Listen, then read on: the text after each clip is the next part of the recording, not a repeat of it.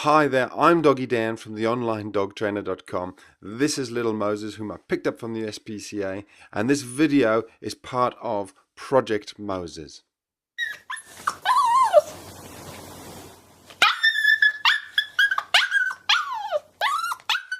Knowing what rule to sort of apply when your puppy or your dog is barking in their crate or in a penned area or in an area maybe separated from you by a baby gate, or maybe your older dog is outside barking through the glass window or door, and knowing what rule to apply in terms of when do you let your dog in and when do you just ignore them. That's a really good question. It's a really good thing to understand, which is why I've made this video, which should be pretty straightforward. And it's all about Pavlov's theory. Ivan Pavlov was a Russian scientist in the area of physiology and psychology. And what he basically developed was this theory that dogs could learn that, let's keep it very straightforward and applicable to what we're doing. Say if a dog barks and you open the crate and let them out, then they can learn that if they bark, you will open the crate door and let them out.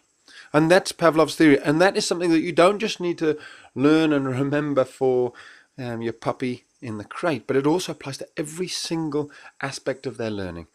They apply this sort of theory throughout their entire lives. If they jump up at you and you pat them, yes, they will keep jumping.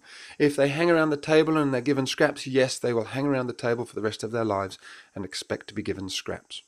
If you call your puppy to you sometimes and you're angry and frustrated and you shout at them or tell them off, then they'll remember that sometimes when you call them by their name and they come running, you tell them off. So let's apply it to the real reason I made this movie, which is to help you understand when to let your puppy out of the crate. It's pretty simple. You really want to be avoiding ever letting your puppy out of the crate when they're crying. Full stop. That's the rule. That's what you're trying to achieve. Now look, I understand it's not always easy to achieve that. However, there's a number of things you can do. Here's dear Moses. He's sat in my office here next to me, and he's in his crate, and this is the noise he's making. It's day 2 and I'm already switched on. I know that if I let him out, he'll learn from day 2. He's 8 weeks old, but I've had him 2 days. He will learn that when I make this noise, I open the door. Now look what happened. I ignored him. He made all that noise. He does calm down. He actually just settles himself down, which is why I've got this little series of videos here for you to watch. I'm not just making it up, but there is a catch. You have to make sure, A, he doesn't need the toilet.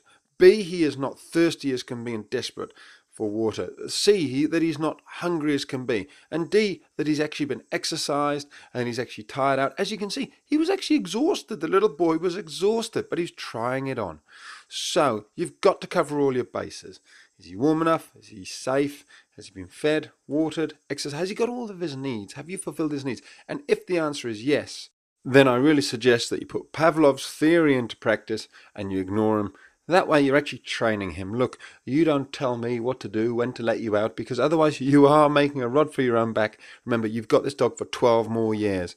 And you've got to ask the question, are you the leader or the follower? Are you making the rules for your dog and showing him how to behave, or is he starting to train you? Because trust me, puppies will start to train you at 8 weeks old. It's almost like Pavlov's theory is pre-programmed into their wonderful, beautiful, logical little minds.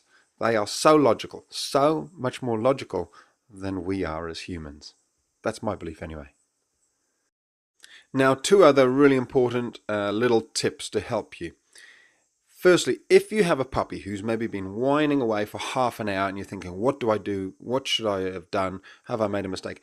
The first thing to do is ask yourself, have you maybe forgotten something? Have you not fulfilled your puppy's needs? Maybe they need a drink. Maybe they're desperate for water. Have they been fed? Have they got toys? Have they got lots of things to do? Or are they bored out their mind? And have you exercised them fully? Maybe they really are saying, I need to get out of this little crate or this penned area.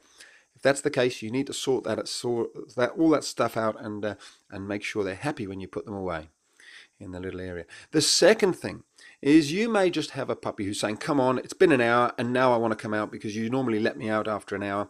And you're thinking, well, I'm happy for my puppy to come out, but I don't want to open the pen until they stop barking. And you're asking the question, how long do they have to be quiet for before you let them out? And the answer is, look, if your puppy gives you a 10 or 20 or 30 or maybe a minute's silence, seize the moment and say, well, at least they're giving me a bit of silence. Let them out when they're calm rather than when they're actually barking. You never want to open that door when they're excited and barking. So they learn, even if it's only, I've been quiet for 20 seconds, they learn that. And the next time they learn to be quiet for 30 seconds, and then a minute, then 2 minutes. And very soon they learn that when they are quiet and calm, the door opens.